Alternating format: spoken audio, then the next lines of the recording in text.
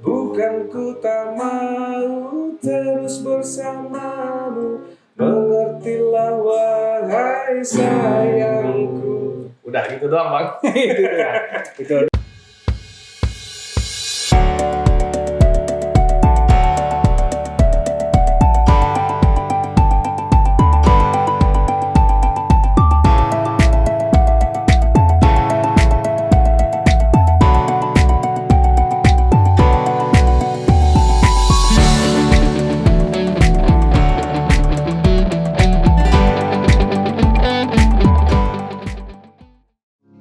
Assalamualaikum warahmatullahi wabarakatuh. Kerabat Andalas TV, kembali kita berjumpa dan berbincang dengan salah seorang narasumber yang seorang politisi, aktivis, dan saya termasuk orang yang mengaguminya. Sebagai anak muda, dia termasuk orang yang berani dalam melakukan loncatan-loncatan dalam perjalanan hidupnya. Yang bersangkutan adalah anggota DPRD Sumatera Barat, yaitu Bung Firdaus SHI. Bagaimana kabarnya, Bu? Alhamdulillah sehat, Pak Rudi. Sehat? Sehat, Alhamdulillah. Saat ini sedang sibuk? Kita lagi sibuk reses menjemput aspirasi. Sibuk menjemput aspirasi masyarakat di daerah pemilihan ya. Apa ya asiknya menjemput aspirasi? Ya kita pasti bisa bertatap langsung dengan konstituen, bisa bertemu langsung dengan masyarakat di Dapil 2 Sumatera Barat, Padang Pariaman dan Kota Pariaman. Tentu ini salah satu kepuasan politisi adalah bagaimana bisa ketemu dan bertatap muka langsung dengan konstituen. Dan lebih puas lagi kalau merealisasikan apa yang menjadi harapan masyarakat. Itu sangat puas. Itu sangat puas dan itulah mungkin nilai-nilai plus dari seorang politisi mungkin seperti itu ya. Ya begitulah. Sebagai politisi, saya dengar dulu sebelum terjun ke politik ini, apakah memang pilihannya sebagai politisi atau memang keadaan yang membuat menjadi seorang politisi atau gimana ini? Kok bisa sampai tiba-tiba jadi politisi? Atau jangan-jangan sudah di apa namanya sudah diawali dari sejak dulu. Jadi kalau dikatakan ini kebetulan juga tidak, dikatakan ini disiapkan ya kita nggak tahu kan nasib bagaimana bang. Jadi yang jelas dari mulai masih kecil memang sudah terlihat ada semacam bakat alami gitu kan. Kita suka ngumpulin anak-anak yang seangkatan sama kita, ngumpulin. Langsung jadi ketuanya ya? Langsung jadi ketua, nggak ada pakai sistem demokrasi segala macam, nggak ada yang penting. Menunjuk diri langsung jadi pimpinan gitu. Namanya juga anak-anak ya. Itu proses alami ketika dulu saya kebetulan guru ngaji Pak. Guru ngaji? Guru ngaji di waktu masih SD ya. SD sudah ngajar? Sudah ngajar ngaji gitu kan. Jadi kebetulan di depan rumah orang tua itu ada TPA. Jadi karena kita dianggap mampu gitu ngajar ngaji, akhirnya kita ditunjuk sebagai guru ngaji di TPA tersebut. Murid TPA-nya luar biasa sampai 180 orang. 180 orang. Nah ya jadi saya lupa itu sekitar tahun 97 atau 98-an lah. Sebelum saya masuk ke SMP atau MTS. Jadi ketika pas jadi guru ngaji itu kita sudah terdorong untuk berkumpul-kumpul, mengumpulkan teman-teman atau anak-anak yang di bawah saya usianya. Membentuk sebuah kelompok. Nah ini kita namakan pasukan junior gitu ya. Pasukan junior. Ada juga namanya. Ya? Iya pasukan junior. Mungkin ini inspirasinya dari salah satu film Kesatria. Nah ya, kita terinspirasi dari sebuah film sehingga pas kita berkumpul-kumpul dengan kawan-kawan atau bahkan juga bisa dikatakan murid-murid saya di TPA tersebut. Nah kita bentuk namanya pasukan junior. Nah, dalam ini kelompok ini saya langsung ditunjuk jadi ketua atau langsung menjadikan saya ketua. Jadi ini nggak tahu ya, entah apa ini sudah menjadi sebuah sinyal sehingga saya tempuh jalur politik. Jadi itu perkumpulan waktu masih kanak-kanak itu memang prosesnya sangat alami, dan nggak tahu juga kenapa mereka yang dari kelompok itu juga mengikuti, juga patuh gitu ya. Tapi sangat positif kelompok itu memang semacam kalau sekarang organisasi modern. Kegiatannya apa aja? Atau punya agenda? Kegiatan? Agendanya ya paling ngumpul-ngumpul sambil main. Tapi yang jelas semacam aturan yang juga muncul secara alami itu kita harus dari seluruh anggota wajib sholat maghrib di TPA atau di surau. Itu salah satu positifnya, nilai positifnya. Dan kelompok tidak boleh main gambar.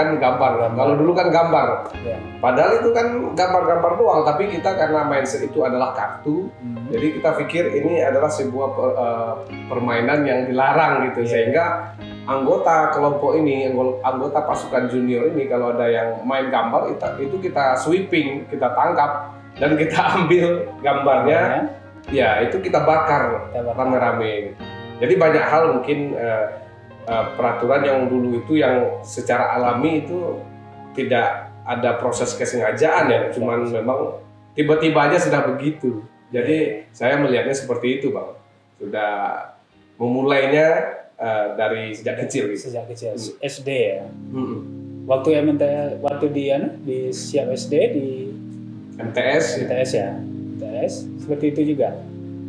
Di MTS kalau awal-awal 2000 itu kan mau masuk SMA ya.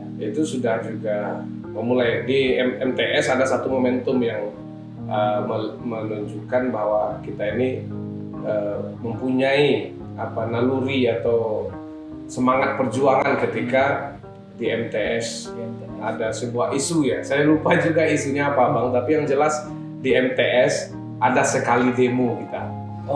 Demo. Kebetulan saya belum menjadi yang paling depan, tapi saya semangat dan ikut-ikutan dalam AC itu ya. Iya. Jadi sempat juga dikejar-kejar sama guru karena demo gitu kan. Begitu juga di MTS di MAN ya. Di MAN justru lebih semakin tajam, semakin sudah mulai nih jadi aktor, Pak. Jadi aktor ya. Waktu SMA itu saya di MAN Lupalu, itu sudah mulai jadi aktor. Ketika ada isu atau ikut demo, itu saya langsung yang menjadi salah seorang yang orator, bisa jadi menjadi konseptornya bersama teman-teman yang lain kan gitu. Kita mau ngapain nih itu ya. Termasuk juga ikut salah satu momen yang mungkin itu nggak bisa juga kita lupakan dalam hal kekompakan ya, walaupun itu sebenarnya negatif. Kita sempat pernah tawuran waktu MAN itu, tapi itu negatif ya. Tapi artinya itu ada proses yang kita lalui lah. Ada proses yang kita lalui dan itu juga mempengaruhi karakter kepemimpinan, Bang. Setelah itu baru kuliah ya. Dan berjalan sebagaimana biasanya. Iya. Nggak langsung ya? Nggak langsung. Kuliah kita masih ikut-ikutan awal-awal kuliah itu paling ya kita, karena orang baru kan. Saya ke Padang itu sendiri, Bang. Sendiri. Sebelumnya memang rame-rame teman-teman waktu sudah mau tamat di Aliyah atau di MAN, kita gerombolan ini ke kampus-kampus yang mungkin akan kita masukkan formulir kan. Nah, ketika sudah kita cek semua beberapa kampus lah, ada UNP, ada Universitas Andalas, ada IAIN yang sekarang sudah jadi UIN. Jadi saat itu cuman baru memantau gitu doang kan. Tapi setelah kita pulang dan balik lagi ke UIN atau IAIN dulunya, itu saya sendiri, Bang. Sendiri naik Alisma ya. Iya. Naik bus lah ya. Naik bus. Naik bus ya. sampai pasar raya kita sempat nanya juga ke pedagang jalan mau ke kampus IAIN kemana kan. Waktu jadi mahasiswa itu masih menjadi apa namanya tuh, kalau SD waktu kecil, SMP sampai masih leader kan. Kalau di mahasiswa masih itu mulai 2004 itu mulai tertarik di tahun kedua kuliah itu mulai bergabung juga di organisasi mahasiswa, di organisasi internal kampus ya. Internal kampus apa aja itu? Jadi waktu itu kita masih baru-baru ini kan, banyak dinamika di kampus dan perebutan ketua kalau dulu BMJ namanya, Badan Eksekutif Mahasiswa Jurusan ya. Karena kita masih insan yang sangat lepas lah, tidak ada ikatan ideologi kemana-mana, nggak ada. Yang jelas ketika ada suksesi ini, ketika ada mau pemilihan BMJ itu, saya terdorong juga bagaimana ini bisa kita ambil alih gitu kan. Ambil alih. Walaupun masih mahasiswa baru, tapi sudah ada naluri ini pengen menguasai gitu kan. Jadi naluri untuk merebut kekuasaan itu memang tumbuh terus ya. Ya, jadi karena kita mengukur kemampuan waktu itu, kita nilai akademik pas-pasan atau bahkan dibilang di bawah standar lah.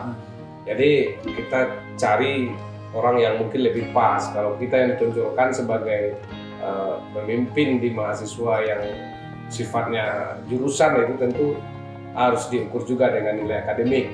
Nah, kebetulan saya punya teman satu kos, teman akrab juga, akhirnya kita bicarakan dan sepakat saya mendorong dia untuk menjadi ketuanya, dengan catatan saya jadi sekretaris, tapi saya yang konsep. Saya konsep pendaftarannya gimana, debat kandidatnya gimana, itu saya yang menyiapkan. Yeah. Nah, itu yang mulai setelah itu kita juga ikut bergabung dengan UKM Musik Kampus. Sempat juga menjadi pengurus di UKM Musik Kampus satu prodi ya. Saya jadi kabid humas kalau nggak salah waktu kabid humas. Nah, jadi waktu Musik Kampus itu memang aktif di situ. Iya, saya aktif dan sebagai humas itu bukan sebagai pemain atau pemain gitar atau pemain drum atau pemain apa? Nggak menonjol. Nggak ada menonjol. Tapi dulu itu saya minatnya memang jadi vokalis atau drummer gitu. Bung Firdaus. Ya. Kita kan saya dengar tadi dari SD sampai banyak hal yang telah dilakukan ya. Baik itu untuk teman-teman maupun untuk diri sendiri. Kira-kira apa yang paling berkesan selama Bung Firdaus menjalani proses itu? Ya. Ini sebenarnya kalau kita ceritakan proses panjangnya itu mungkin nggak cukup. Durasi video ini nggak cukup Bang. Iya. Tapi apa yang paling mungkin berkesan? kita buat kesimpulan dulu waktu pas di MAN itu di Alia kan, karena pernah demo, pernah tawuran. Nah, dari dua momen ini saya juga heran kenapa yang dipanggil itu orang tua saya terus Bang. Nah, padahal ini anteknya kan banyak juga kalau demo dan tawuran. Tapi nggak tahu kenapa justru orang tua ayah saya yang terus dipanggil ke sekolah. Nah, akhirnya entah itu disengaja atau entah itu memang skenario dari sekolah untuk mengutus salah seorang guru. Salah seorang guru yang menjelaskan ke saya bahwa kalau dilihat dari karakternya Firdaus atau dari kebiasaan Firdaus ini pasnya lebih baik terjunnya ke dunia sosial gitu. Nah, karena nilai akademik saya memang dari SD sampai SMA itu memang sama lah, sampai kuliah pun seperti itu, standar lah gitu. Pas lah. Jadi karena dorongan dari situ, karena saya pernah dikatakan, karena ini mata saya sayu Bang, jadi kayak orang pemakai katanya. Karena dipanggil sama guru waktu di Alia itu, saya bilang ini mata saya ini karena kurang tidur gitu ya, bukan karena saya memakai obat-obat terlarang. Nah, jadi ada sedikit kepanikan lah dari guru atau prihatin juga kan, kenapa ini Firdaus. Tapi saya itu juga yang buat orang tertarik mungkin. Saya dia. Tapi mungkin dari sekian proses itu, dan itu membentuk ketika mahasiswa juga terlibat di organisasi kemahasiswaan ya, UKM musik. Terus di selain musik ada yang lain? Jadi pas kita aktif terlibat di UKM musik, kebetulan nih grup-grup anak-anak UKM musik ini kan pada jadi musisi jalanan, Bang. Iya. Atau jadi pengamen. Nah, saya juga ikut ngamen karena di samping itu faktor kebersamaan kawan-kawan kan, latihan mental segala macam, tapi memang kita didukung oleh kekurangan itu kan, kekurangan kebutuhan lah, karena banyak sekali, apalagi kita juga berasal dari keluarga yang biasa-biasa lah, dari petani kan, dan tentu untuk sebagai laki-laki yang yang mungkin saya merokok, Bang. Jadi segala kebutuhan tak mungkin lah kita minta sama orang tua, masa beli rokok minta sama orang tua kan. Nah, jadi akhirnya turun ke jalan sambil latihan mental juga sebagai pemenuhan kebutuhan hidup lah. Anak kos ya. Jadi pengamen cukup memenuhi kebutuhan? Lebih, Pak. Waktu itu? Iya. Lebih malah? Lebih malah, karena kalau kita ngamennya serius ya, kalau ngamennya serius, kita ngamennya nggak mengganggu orang, nggak merusak kendaraan orang, kan, nggak menjahati orang ya, juga berkualitas ya. Juga ya sedikit lah, Pak. Sedikit berkualitas. Tapi katanya tadi di pengurusan nggak menonjol, tapi ternyata turun juga ke lapangan. Iya. Kita mau lihat nih, kerabat, apa betul Bung Firdaus ini bisa main musik atau tidak? Siap. Bisa ditampilkan. Siap. Ada gitarnya ya. Nah, ini ada di bawah. Ada gitar ini, Sentia yang punya ini, Bang. Sentia. Iya. Oke, kita dengar. Kita ingin dengar lagu yang paling sering dibawain lah masa dulu. Oke. Tapi saya nggak hafal lagi, Bang. Tapi yang nggak apa, salah dikit juga nggak apa. Kita coba saja.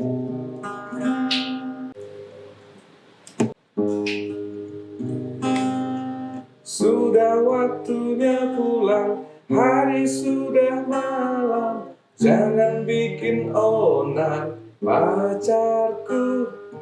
Bukan ku tak mau terus bersamamu. Mengertilah wahai sayangku. Udah gitu doang, Bang.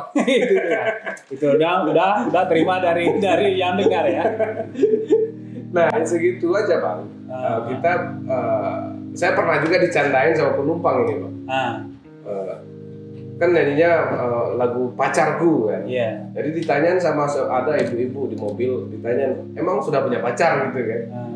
Ya, sudah, Bu, saya bilang gitu, padahal belum ada pacar gitu. Padahal belum ada pacar ya. Tapi memang biasanya kalau ngamen waktu itu, Iya. Selesai kuliah atau sang kuliah? Saya ngamennya cuman sore doang, Sore jam 4 sampai jam 6. Berarti udah selesai kuliah berarti ya. Memang sekali-sekali sih ada yang dari siang, tapi karena kebetulan kita nih poskonya itu dekat lampu merah, pos ya. Pos di situ ngetemnya nih sama teman-teman UKM musik. Jadi ada suasana baru juga tuh, karena kita semua anak UIN kalau kita ngamennya siang, Bang. Pas azan sholat asar, itu semua pengamen dari UIN semuanya sholat dulu, sholat asar dulu, sholat berjemaah dulu. Ada rumah sakit atau bayar. Berarti pengamen yang religius juga itu ya? Iya, kan dari UIN, Bang. Dari UIN. Iya, IN ya. Iya. Oh, mantap lah kalau gitu. Setelah itu saya lebih tertarik ketika tamat IAIN atau UIN. Lalu apakah langsung bekerja atau memang langsung terjun ke politik? Gitarnya boleh saya taruh dulu, Bang? Boleh juga, asik. Kalau nanti kan kalau bisa nyanyi lagi, kita nyanyi lagi. Jadi pas tamat memang nggak langsung kerja ya, karena nggak tahu lah kenapa di akhir-akhir masa perkuliahan itu, di akhir-akhir sudah semester 10 itu justru malah dorongan untuk berproses di organisasi itu sangat sangat tinggi, dan sehingga nyaris juga sih kalau nggak diingatkan sama sahabat-sahabat, nggak diingatkan sama Wendri Bang, ada teman saya Wendri namanya, kalau nggak diingat-ingatkan terus mungkin nggak tahu lah, entah tamat saya karena sibuk terus ngurusin organisasi keluar daerah, pergi kemana-mana lah. Organisasinya apa waktu itu? Saya PMII Bang, Pergerakan Mahasiswa Islam Indonesia, sampai menjadi ketua umum. ketua umum. Jadi di akhir-akhir perkuliahan saya bergabung dan terpilih menjadi ketua umum tahun 2009. Nah, sibuk PMII cabang Padang, Kota Padang. Dan kita sibuk aja ngurus organisasi sehingga juga nggak kuliah aja yang 2009 berarti waktu itu gempa ya? Iya, gempa. Saya terpilih 28 Maret. 28 Maret. Iya, jadi ketua umum PMI Kota Padang. Jadi karena mungkin sudah sudah asik dengan dunia organisasi, bahkan nggak sempat juga berpikir untuk bekerja setelah wisuda. Iya, karena di sini kita banyak punya teman, banyak sahabat-sahabat se-Indonesia. Kita juga bukan banyak sih, ada sedikit kegiatan dari teman-teman di Jakarta dan di Sumbar juga, sehingga nggak terasa lah pokoknya, walaupun agak menderita sedikit, tapi proses hidup tetap berlangsung Bang. Nggak meninggal juga, sampai sekarang kan masih hidup.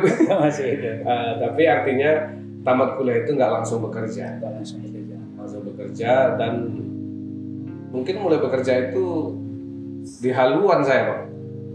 Di haluan. Tapi sebelumnya kita pernah training di Basnas, di PKPU. Tapi memang karena bukan dunia kita yang terlalu cepat, menurut saya terlalu cepat untuk mengambil sikap bekerja, makanya setelah saya di training atau setelah saya dinyatakan lulus itu saya nggak mau langsung bekerja, malah saya mengundurkan diri Pak.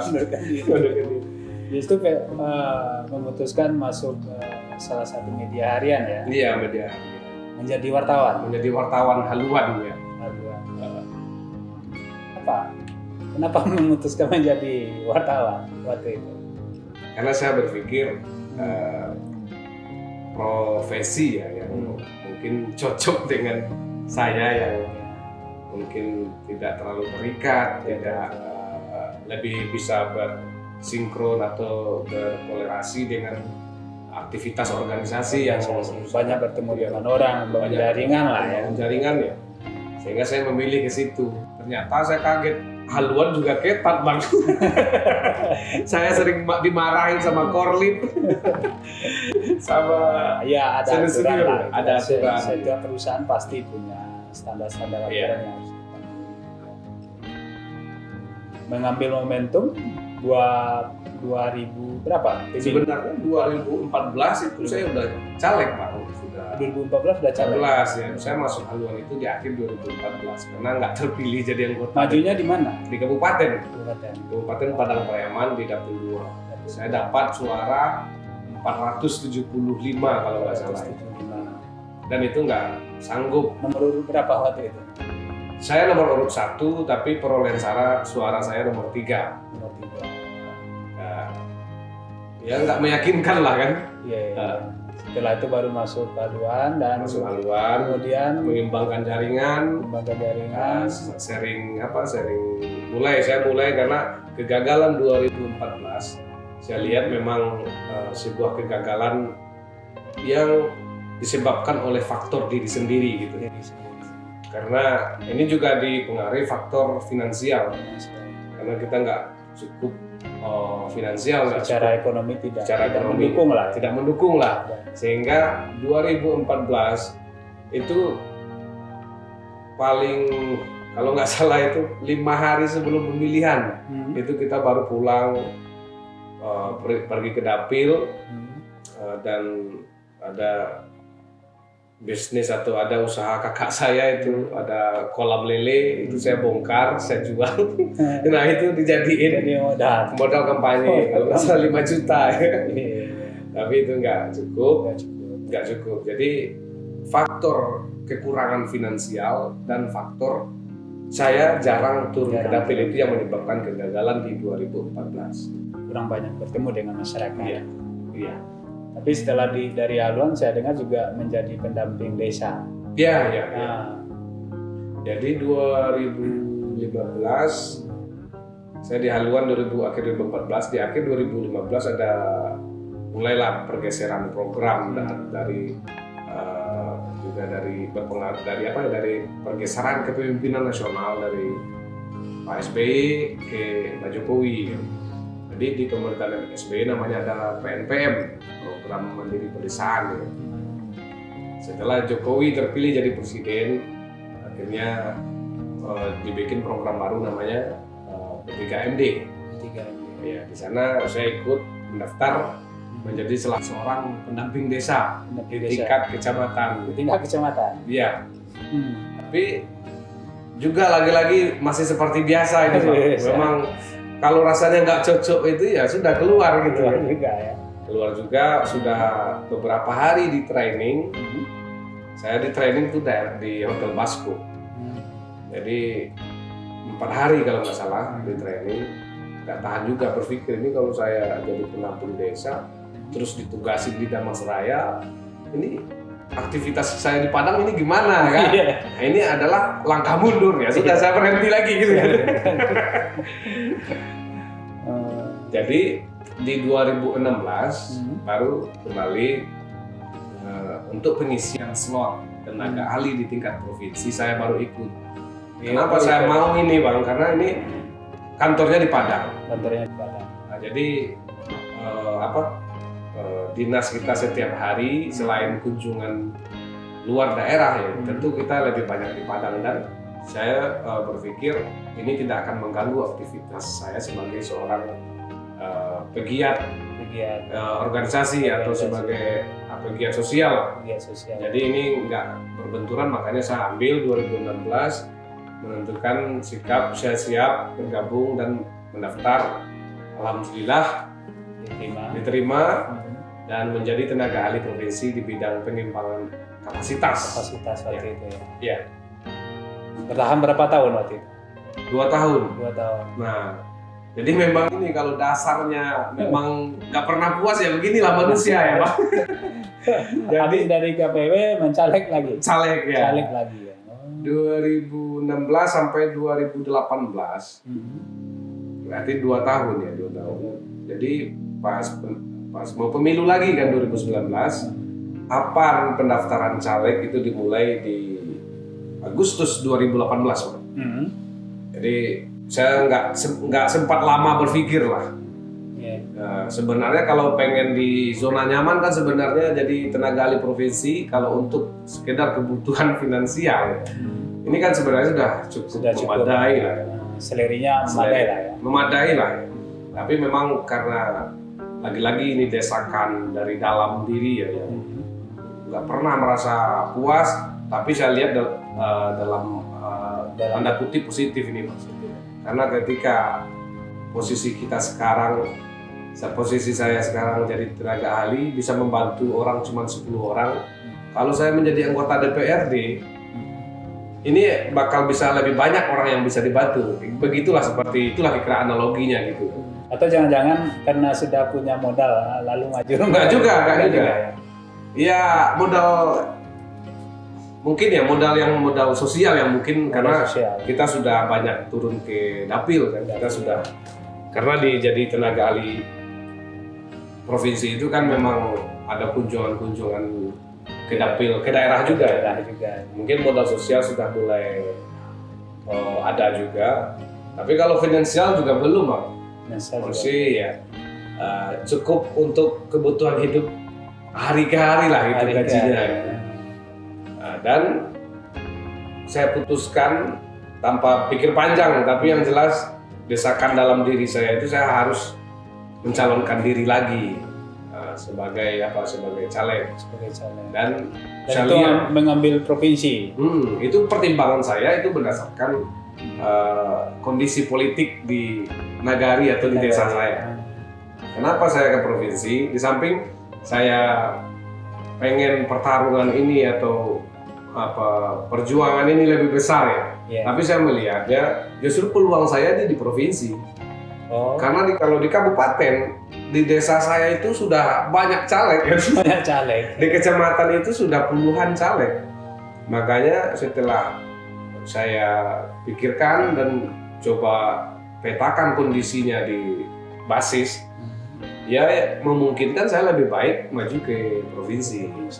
Karena kalau di kabupaten satu desa itu desa yang mempunyai pemilih 4.000, kalau calegnya ada 20, artinya kan hancur lebur itu suara. Nagari mana? Nagari Tobo Gadang. Itu sebelum sekarang sudah mekar. Sekarang sudah mekar ya. Jadi Nagari Tobo Gadang itu ada 7.000-an pemilih, tapi yang datang sekitar 4.000-an. Nah, kalau di kabupaten, di Nagari Tobo Gadang itu sampai 20 orang caleg. Makanya kalau saya paksakan juga nyalon di kabupaten, ini pasti perjudiannya atau pertarungannya lebih luar biasa lagi. Makanya saya putuskan ya udah kalau gini, saya harus maju di provinsi. Hasilnya? Alhamdulillah. Alhamdulillah. Ini pas strateginya pas gitu ya. Strateginya pas, momentumnya juga baik. Ya, momentumnya juga baik seperti rumus orang-orang bijak itu kan. Kesempatan tambah kesiapan gitu kan. Ya. Sama dengan keberuntungan Bang. Jadi kalau dikatakan ini kebetulan ya enggak lah kan, ini proses saya itu dari awal. Prosesnya cukup panjang. Cukup panjang prosesnya. Dan dikatakan ini terlalu cepat. Kalau menurut saya juga tidak, karena 2014 itu sudah nyalek kan. Iya. Dan proses dalam kehidupan sosial atau organisasi sosial itu sudah cukup lama. Begitu Bang.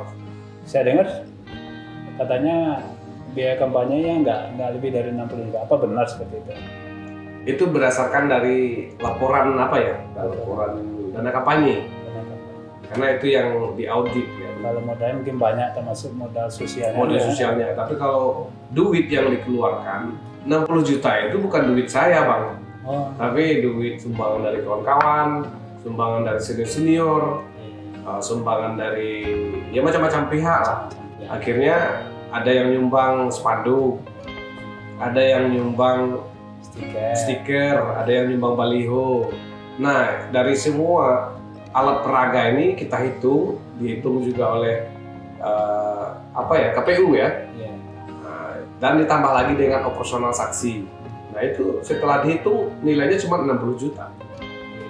Tapi kalau dihitung dengan modal sosial, dengan jaringan organisasi mungkin lebih jelas. Oh iya, karena ada yang nilainya tak terhingga. Tak terhingga, karena ada juga yang bergerak tanpa sepengetahuan saya.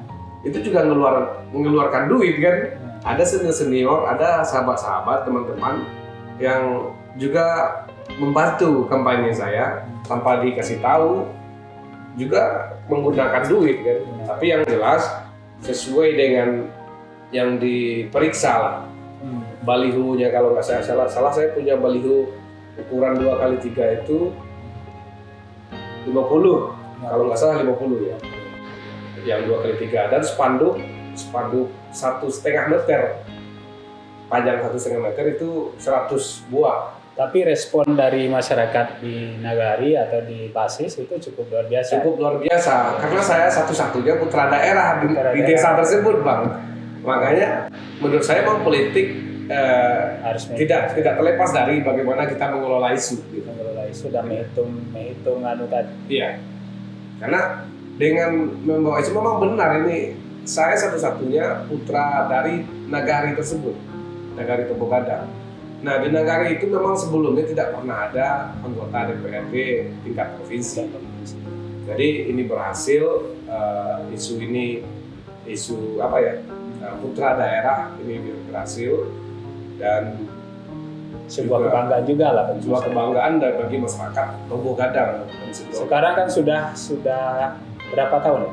Sudah hampir 2 tahun. Sudah hampir 2 tahun. Oh belum, 1 tahun. 1 Agustus baru 2 tahun. 1 tahun lalu. Itu kan banyak harapan masyarakat. Banyak. Dan tadi katanya Bung Firdaus ini ingin berbuat lebih banyak gitu kan. Iya. Berbuat lebih banyak dengan harapan masyarakat banyak juga terbantu. Harapan masyarakat ini juga banyak gitu kan. Iya, iya. Banyak yang ingin disampaikan. Kira-kira bagaimana? Apakah semua harapan itu bisa direalisasikan atau memang kondisinya yang tidak memungkinkan sehingga harapan-harapan itu tidak bisa tersampaikan semuanya? Iya.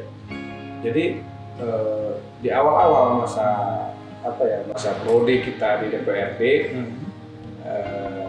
pada tahun seharusnya kita sudah menyalurkan aspirasi dari Dapil kan, dari masyarakat Dapil. Kita langsung kedatangan tamu dari Cina kan Bang. Iya. Ada wabah luar biasa yang sampai sekarang masih menghantui kita. Virus corona ya. Virus corona, COVID ya, COVID-19. Jadi karena faktor itu seluruh aspirasi itu tertunda karena semua anggaran itu terserat atau dipakai untuk penanggulangan bencana ini atau COVID ini. Jadi sampai saat ini mungkin belum terlalu banyak aspirasi yang bisa diberikan pada masyarakat. Tapi insya Allah saya juga pada kegiatan-kegiatan reses juga terus sampaikan kepada masyarakat bahwa kondisinya itu seperti ini. Tapi seluruh aspirasi yang sudah saya jemput melalui ini sudah reses beberapa kali reses kan. Jadi padahal sebelum reses sering juga ke daerah pemilihan. Iya. Dan hampir tiap hari malah. Iya. Jadi insya Allah mudah-mudahan dalam bulan depan lah itu sudah bisa direalisasikan. Dan saya lebih banyak fokus kepada pengembangan ekonomi masyarakat atau pendukung penunjang perekonomian masyarakat. Karena menurut saya yang arah pembangunan salah satu yang paling penting saat ini adalah arah pembangunan ekonomi di tengah-tengah masyarakat. Jadi banyak aspirasi yang yang disampaikan ke saya dan saya jadikan acuan. Itu lebih banyak kepada peningkatan perekonomian. Ada kelompok-kelompok kan, ada kelompok tani, ada kelompok peternakan ya. Nah semuanya sudah diinput, kebutuhan masyarakat sudah diinput. Ada yang bantuan peternakan, nanti ada sapi, ada kambing, ada ayam.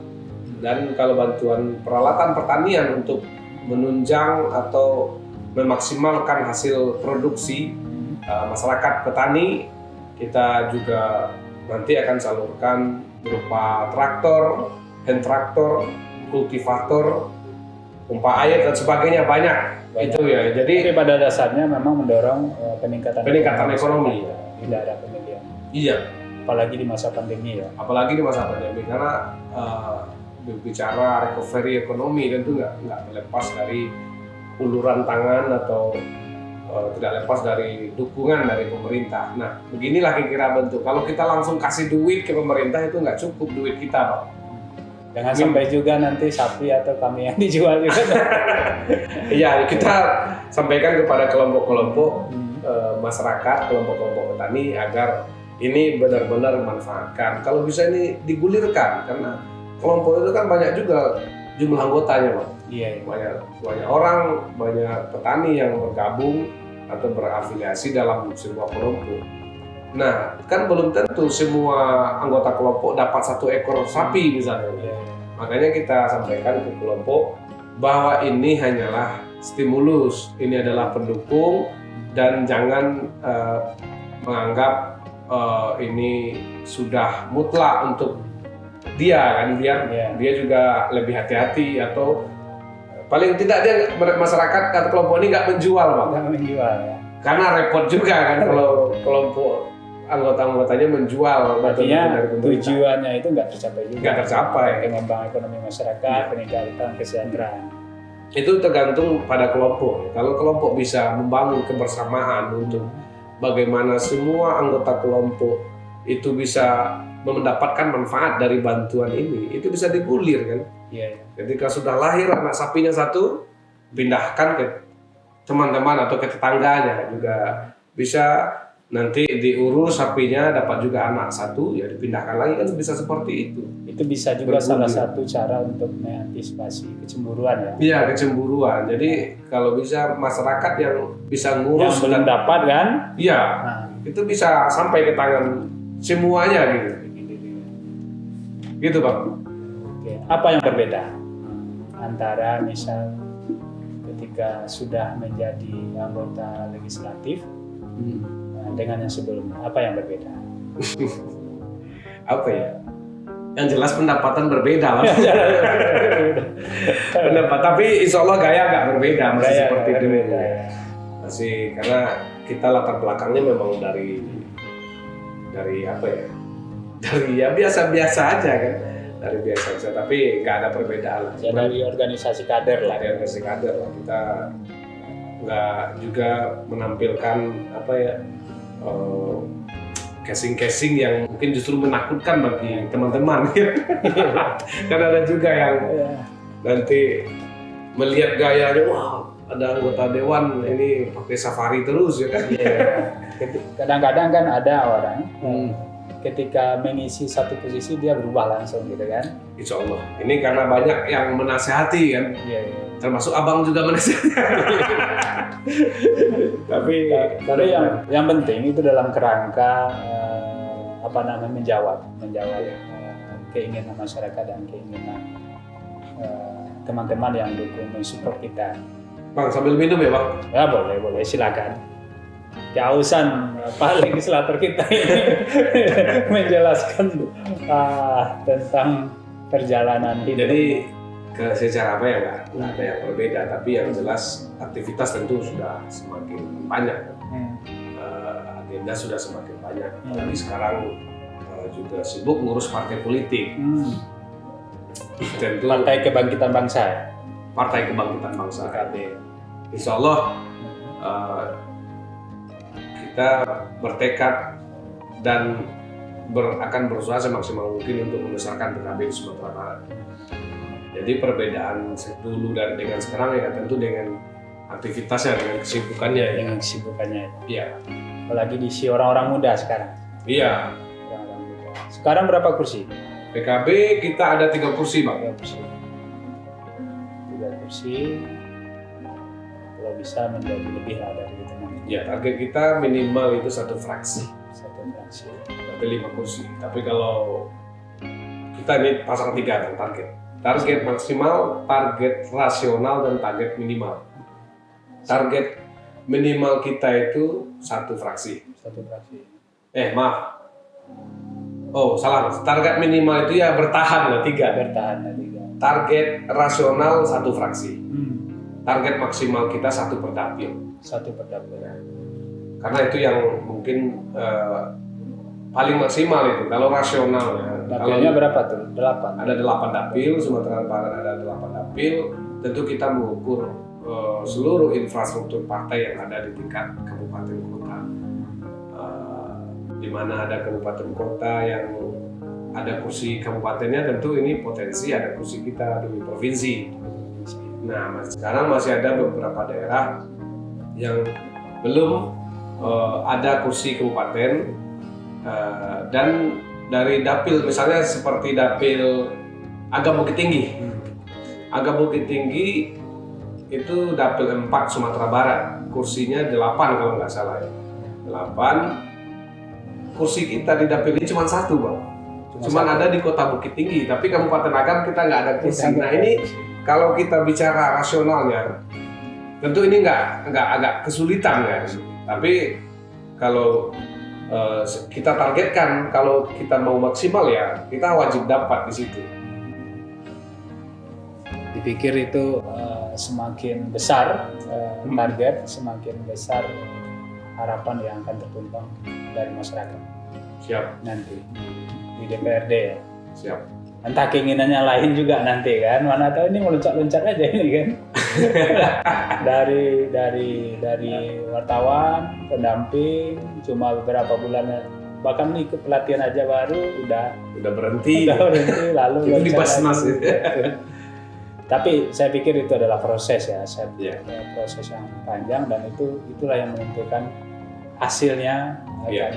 menjadi lebih baik gitu ya. Tergantung bagaimana Bung Firdaus nanti mengeksekusi keinginan dalam diri dan keinginan masyarakat. Siap. Oke, ada pesan Bung Fir Ya, terakhir pesan ya kepada anak-anak muda misalnya, anak muda ya. kelompok-kelompok milenial.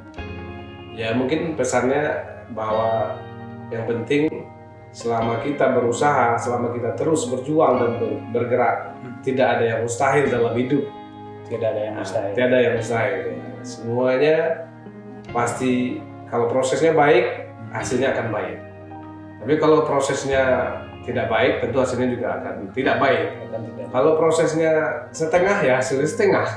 Ya. Kalau prosesnya sedikit, hasilnya sedikit. Tapi kalau prosesnya luar biasa, tindakan dan perbuatannya luar biasa, insya Allah generasi muda juga akan bisa mendapatkan hal yang luar biasa lah, meskipun di usia yang masih muda.